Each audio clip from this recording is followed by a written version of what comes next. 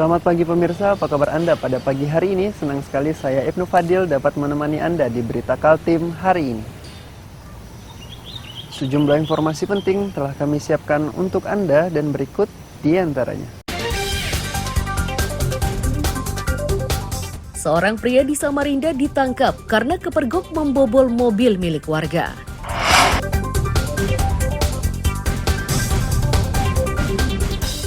Polda Kaltim bentuk tim gabungan untuk mengungkap perkara 21 izin usaha pertambangan yang diduga palsu.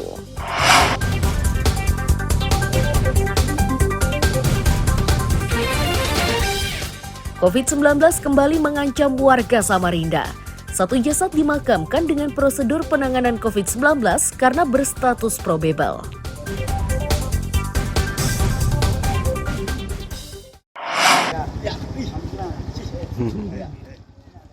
Warga Jalan Danau Semayang, Samarinda, Rabu pagi menangkap dan mengikat kaki dan tangan seorang pria pembobol mobil pick-up yang parkir di tepi jalan.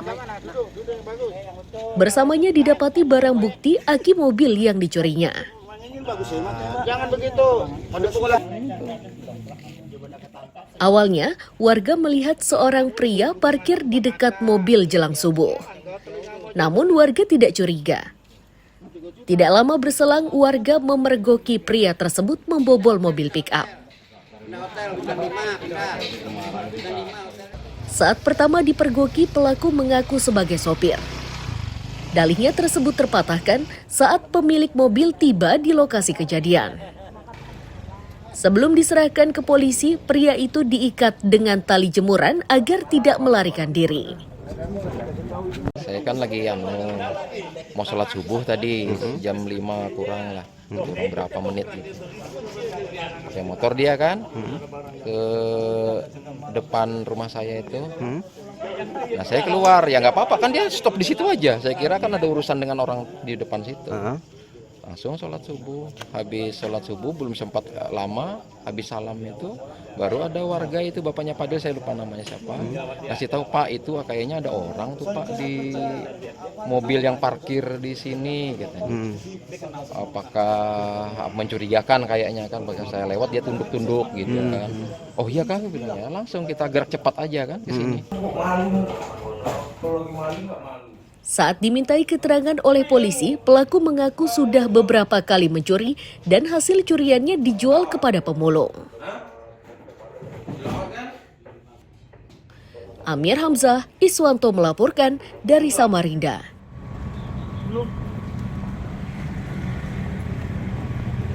Banyak nih HP-nya ternyata. Jebak diselam oleh tim penyelam. Nahkoda kapal Takbut atau Tunda Bahar 79 yang karam di Sungai Mahakam, kawasan Karangrejo, Barong Tongkok, Kabupaten Kutai Barat, Rabu siang dievakuasi. Saat ditemukan, korban sudah dalam kondisi tidak bernyawa.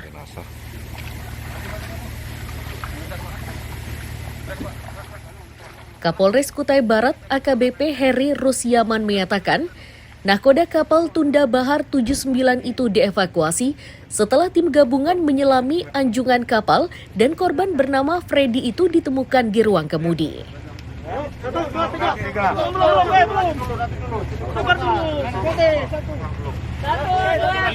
Proses evakuasi jenazah.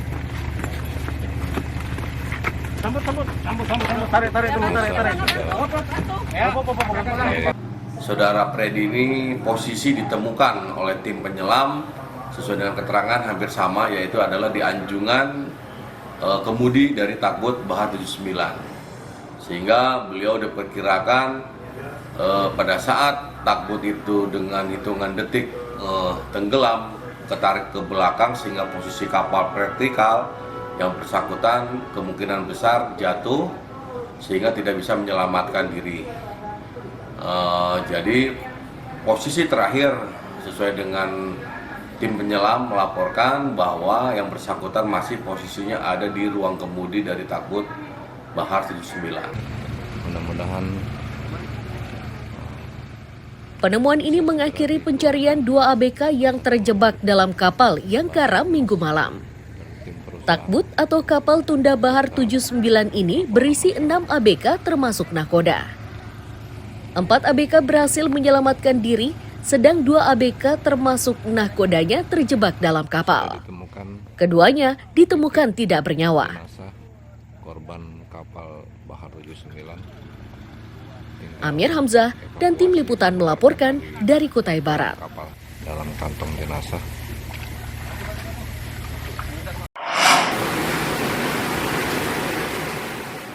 Meski sempat menjalani perawatan di Rumah Sakit Tarakan, Odi Sanjaya, pengurus cabang olahraga taekwondo asal Penajam Pasir Utara, gagal diselamatkan.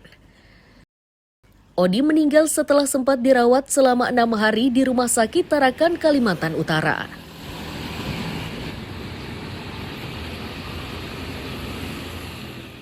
Odi Sanjaya merupakan salah satu korban kecelakaan saat dalam perjalanan dari Penajam Pasir Utara menuju Berau, tempat diselenggarakannya Porprov Kaltim tahun 2022.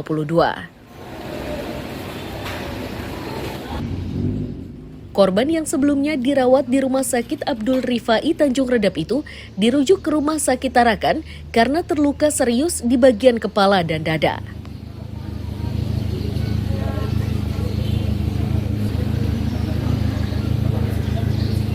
Itu kemarin salah satu pasien yang kritis yang dirujuk dari rumah sakit ke Tarakan.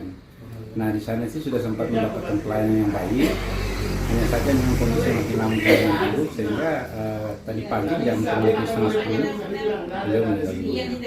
Dan jenazah hari ini juga tadi sudah diberangkatkan ke Penajam. Itu dia tinggal di Maridang. Oh siap.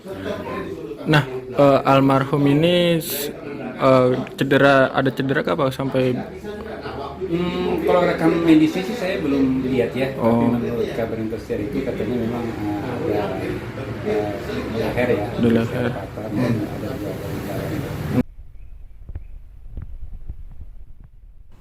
Bus pengangkut atlet dan tim ofisial Kabupaten Penajam Pasir Utara terperosok ke jurang di Jalan Poros Kelai, Kabupaten Berau. Insiden ini menyebabkan 4 orang menderita luka berat dan 7 lainnya luka ringan. Amir Hamzah dan Miko Gusti melaporkan dari Kabupaten Berau.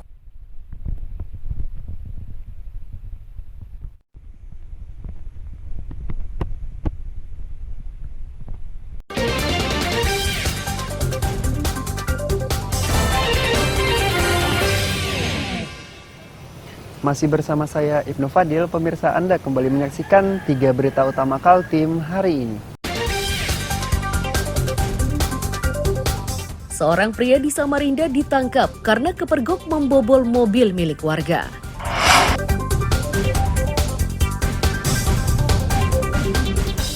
Polda Kaltim bentuk tim gabungan untuk mengungkap perkara 21 izin usaha pertambangan yang diduga palsu.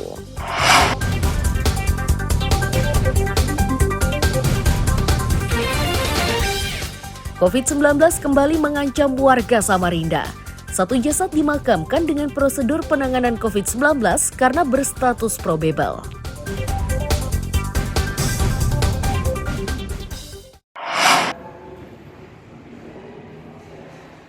Polda Kalimantan Timur membentuk tim untuk mengusut 21 izin usaha pertambangan yang diduga palsu.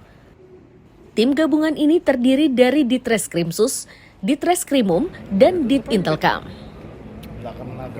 Tim ini akan melibatkan Inspektorat dan Dinas Energi Sumber Daya Mineral Kaltim guna memudahkan pengusutannya.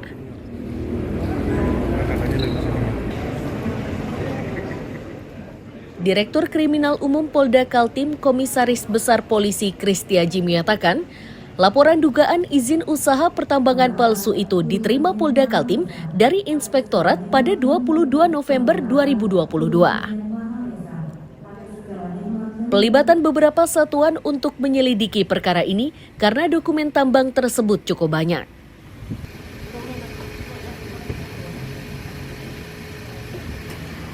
Langkah awal kita menyusun tim dulu karena ini menyangkut dokumen yang cukup banyak.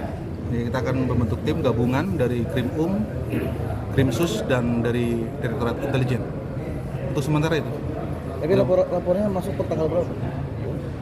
baru hari ini masuk ke ruangan saya. Baru Pak. Iya. Insya Allah dalam waktu dekat udah kita akan langsung tindak lanjut. Pak, untuk bukti permulaan yang diterima dari teman-teman krim umum apa Pak ini Pak? Belum ada. Jadi baru surat pengaduan saya dari inspektorat.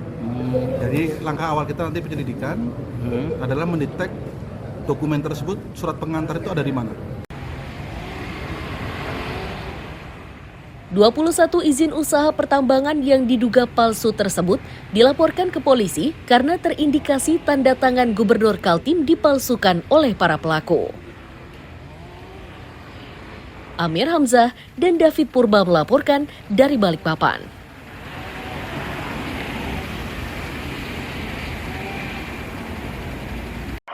Tidak boleh kalau di sana, karena kita harus mengindahkan. Dugaan pejabat Polri menerima upeti dari aktivitas tambang batubara ilegal di Kaltim masih diselidiki. Perkara ini pun mengharuskan Kompolnas turun tangan setelah menerima video pernyataan Ismail Bolong yang tersebar di media sosial. Yang kedelapan Bapak-Ibu sekalian, peluang ekonomi untuk semua. Ketua Harian Komisi Kepolisian Nasional atau Kompolnas, Irjen Purnawirawan Beni Mamoto menyatakan sudah melakukan supervisi dan koordinasi ke Polri untuk mendapatkan data tersebut. Selanjutnya mereka akan menunggu hasil penyelidikan internal kepolisian. Hasil penyelidikan tersebut sangat dibutuhkan untuk menentukan langkah Kompolnas berikutnya.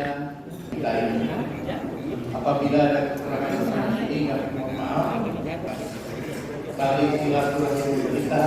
Kita tunggu saja sama-sama. Kami pun dari Kompolnas melakukan supervisi, kami melakukan koordinasi. Kembali dari sini kami juga ada agenda untuk itu. Ada penelusuran ke jenderal-jenderal yang menerima setoran itu Pak nantinya Pak? Tentunya dalam konteks penyelidikan, pendalaman atau informasi yang masuk ke Polri itu dilakukan. Nah, hasilnya nanti tentunya ada langkah-langkah internal. Ini masuk ranah apa? Ranah etik atau ranah pidana. Jadi nama-nama yang beredar di media, apakah itu lewat dokumen yang seperti laporan dan sebagainya, ini untuk kebenaran isinya itu sedang dilakukan pemrosesan oleh pihak Mabes Polri. Kami pun supervisi, tapi tentunya ada hal yang bisa dirilis ke publik, ada hal yang sementara masih berjalan. Keuntungan yang saya peroleh dari pengumpulan dan penjual batubara berkisar sekitar 5 sampai dengan 10 miliar dengan setiap bulannya. Terkait kegiatan yang saya laksanakan, saya sudah berkoordinasi dengan Kabar Eskrim, yaitu ke Bapak Kabar Eskrim, Komjepol. Pernyataan Ismail Bolong inilah yang menggegerkan publik. Ismail Bolong menyatakan sudah menyetorkan sejumlah uang kepada petinggi polisi guna memuluskan aktivitasnya menjadi penambang batubara. Belakangan Kapolri meminta agar Ismail Bolong ditangkap agar kebenaran pernyataannya tersebut bisa diungkap. Amir Hamzah dan David Purba melaporkan dari Balikpapan. Sampai dengan bulan Agustus yang saya serahkan. Tidak boleh kalau di sana, karena kita harus mengindahkan. Dugaan pejabat Polri menerima upeti dari aktivitas tambang batubara ilegal di Kaltim masih diselidiki. Perkara ini pun mengharuskan Kompolnas turun tangan setelah menerima video pernyataan Ismail Bolong yang tersebar di media sosial. Yang kedelapan Bapak-Ibu sekalian, peluang ekonomi untuk semua. Ketua Harian Komisi Kepolisian Nasional atau Kompolnas, Irjen Purnawirawan Beni Mamoto menyatakan sudah melakukan supervisi dan koordinasi ke Polri untuk mendapatkan data tersebut. Selanjutnya mereka akan menunggu hasil penyelidikan internal kepolisian. Hasil penyelidikan tersebut sangat dibutuhkan untuk menentukan langkah Kompolnas berikutnya. Apabila ada kekurangan Kita tunggu saja sama-sama. Kami pun dari Kompolnas melakukan supervisi, kami melakukan koordinasi. Kembali dari sini kami juga ada agenda untuk itu. Ada penelusuran ke jenderal-jenderal yang menerima setoran itu nggak sih Pak nantinya? Tentunya dalam konteks penyelidikan, pendalaman atau informasi yang masuk ke Polri itu dilakukan. Nah, hasilnya nanti tentunya ada langkah-langkah internal. Ini masuk ranah apa? Ranah etik atau ranah pidana. Jadi nama-nama yang beredar di media, apakah itu lewat dokumen yang seperti laporan dan sebagainya, ini untuk kebenaran isinya itu sedang dilakukan pemrosesan oleh pihak Mabes Polri.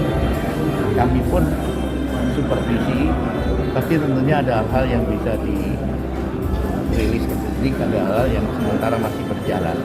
Keuntungan yang saya peroleh dari pengumpulan dan penjual batubara berkisar sekitar 5 sampai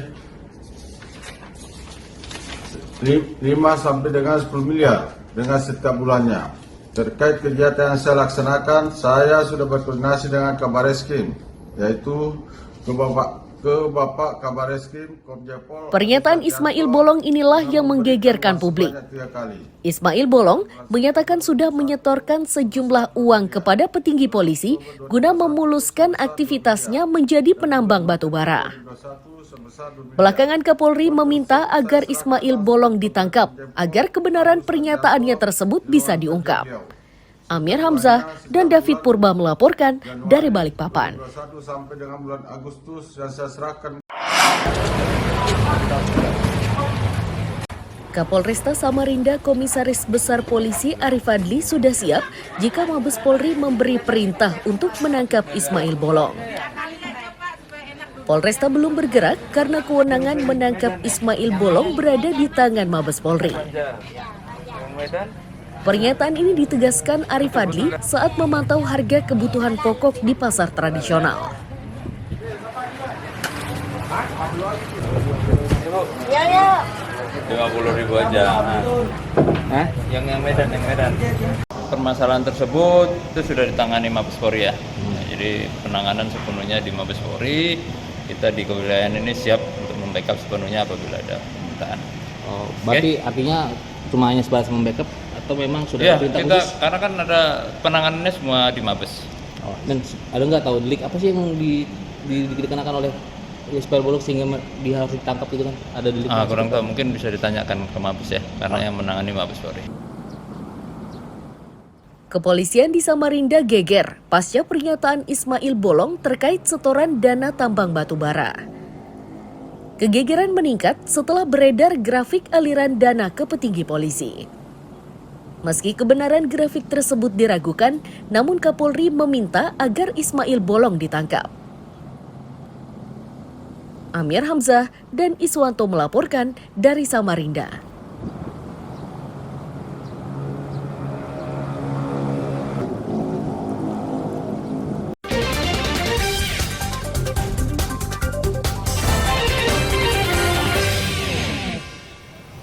Masih bersama saya Ibnu Fadil, pemirsa Anda kembali menyaksikan 3 berita utama Kaltim hari ini. Seorang pria di Samarinda ditangkap karena kepergok membobol mobil milik warga.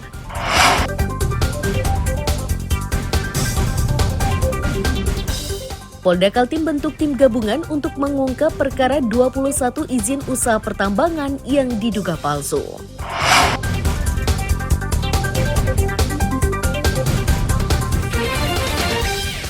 COVID-19 kembali mengancam warga Samarinda.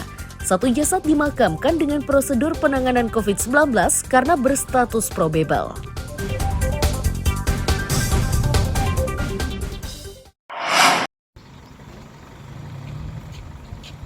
Satgas Penanganan Wabah Corona di Samarinda Rabu siang memakamkan satu jasad korban wabah COVID-19. Jasad tersebut berjenis kelamin perempuan, berusia 77 tahun dan sempat dirawat di rumah sakit. Korban dimakamkan di pemakaman umum Raudatul Jannah, Tanah Merah, Samarinda Utara.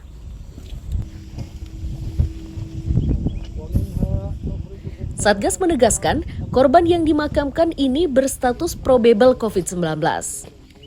Meski begitu, pemakamannya tetap menerapkan prosedur COVID-19 guna mengantisipasi penyebaran wabah tersebut. Pihak keluarga diperbolehkan menyaksikan pemakaman korban namun hanya dari jauh. Itu kan kurang baru mungkin.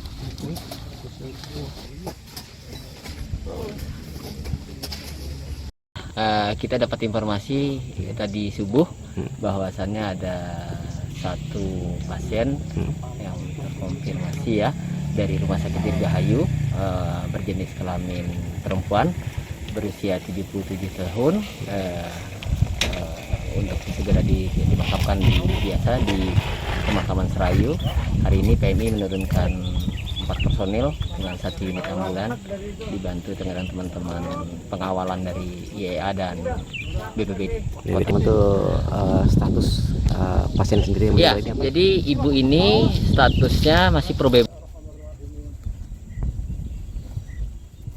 Data Satgas Penanganan COVID-19 di Provinsi Kaltim hingga 22 November kematian mencapai 5.781 korban.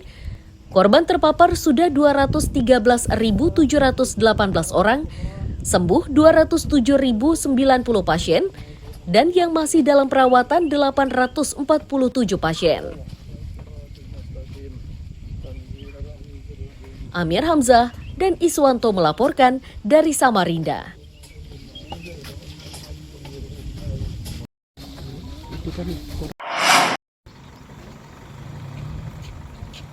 Satgas Penanganan Wabah Corona di Samarinda Rabu siang memakamkan 1 jasad korban wabah COVID-19. Jasad tersebut berjenis kelamin perempuan berusia 77 tahun dan sempat dirawat di rumah sakit. Korban dimakamkan di Pemakaman Umum Raudatul Jannah, Tanah Merah, Samarinda Utara.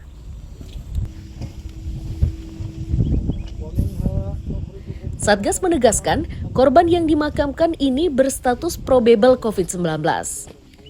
Meski begitu, pemakamannya tetap menerapkan prosedur COVID-19 guna mengantisipasi penyebaran wabah tersebut. Pihak keluarga diperbolehkan menyaksikan pemakaman korban namun hanya dari jauh. Itu kan kurang baru mungkin.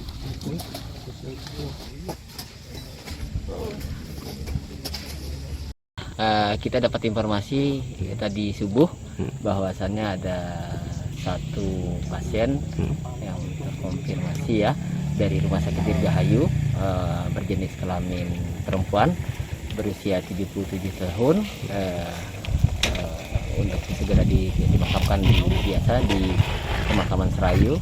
Hari ini PMI menurunkan 4 personil dengan 1 unit ambulan dibantu dengan teman-teman pengawalan dari IEA dan BPBD. Untuk status pasien sendiri ya, jadi ibu ini statusnya masih probable. Data Satgas Penanganan COVID-19 di Provinsi Kaltim hingga 22 November kematian mencapai 5.781 korban.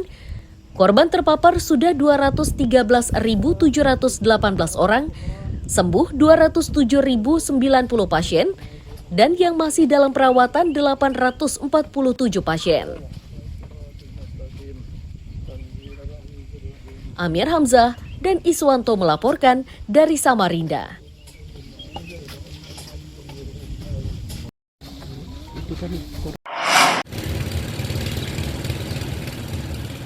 Kerangka bangunan berlantai 3 yang berdiri di Jalan Pulau Derawan, Tanjung Redap, Berau ini sudah lama berdiri.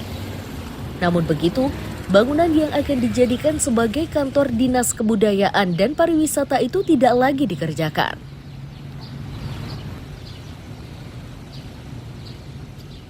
Wakil Ketua DPRD Berau, Syarifatul Syadiah menyayangkan kondisi tersebut. Jika terus dibiarkan, ia khawatir bangunan tersebut akan cepat rapuh dan ambruk.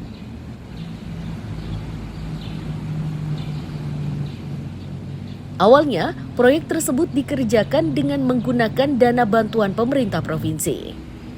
Setelah kerangkanya berdiri, Pemprov menyerahkannya ke Pemkab Berau.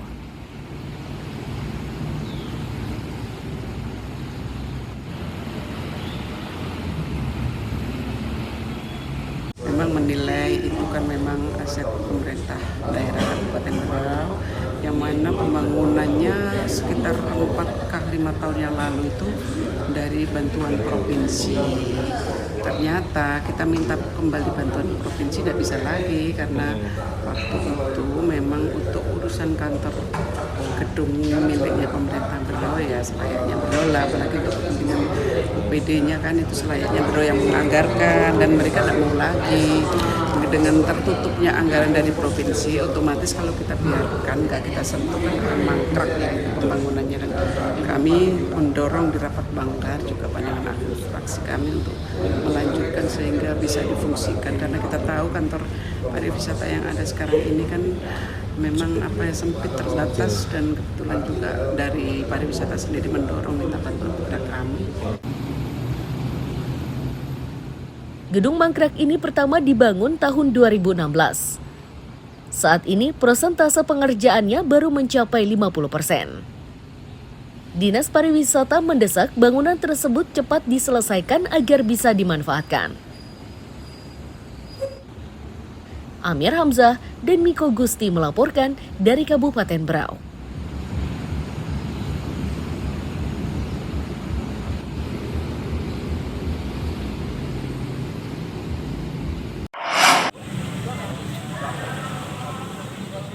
Pemerintah Kota Samarinda terus bergerak untuk mengantisipasi inflasi.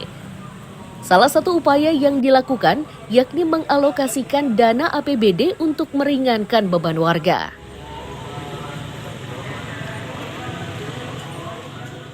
Wali Kota Samarinda Andi Harun menyatakan, tahun 2022 ini pemerintah kota sudah mengalokasikan anggaran hingga 2% atau sekitar 16,5 miliar rupiah yang bersumber dari transfer umum. Nominal tersebut ditambah 19 miliar rupiah dari dana insentif daerah.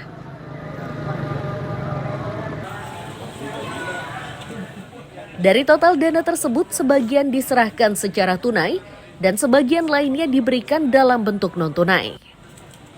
Khusus non-tunai diberikan dalam bentuk kartu dan penerima bisa memanfaatkannya untuk belanja di 17 gerai yang sudah disiapkan.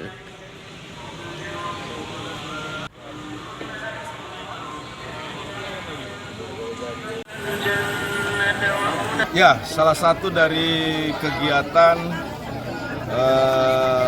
inflasi, penanggulangan penurunan inflasi. Seperti yang kami sampaikan 2-3 minggu sebelumnya bahwa APBD Kota Samarinda mengalokasikan anggaran 2% yang bersumber dari dana transfer umum. Jumlahnya kurang lebih 16,5 miliar. Dan ada dana insentif daerah sebesar 19 miliar. Nah, sebagian itu dipergunakan untuk bantuan tunai kepada kelompok-kelompok penerima. Tadi itu nelayan, orang miskin, kemudian korban PHK, dan ada disabilitas, dan ada sebagian yang itu kita alokasin dalam bentuk non-tunai berupa penerimaan kartu virtual account yang akan dibelanjakan di warung Kube sebanyak 27 yang telah kita resmikan. Penyaluran bantuan ini tujuannya untuk meningkatkan daya beli warga dengan harapan roda ekonomi terus berputar stabil meski kota ini terancam ikut terdampak inflasi sebagai akibat kenaikan harga BBM. Amir Hamzah dan Iswanto melaporkan dari Samarinda.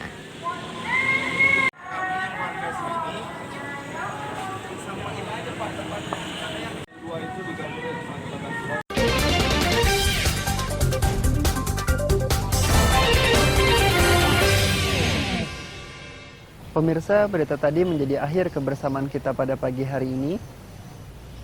Saya Ibnu Fadil dan tim redaksi pamit undur diri. Selamat pagi, salam sejahtera, dan sampai jumpa.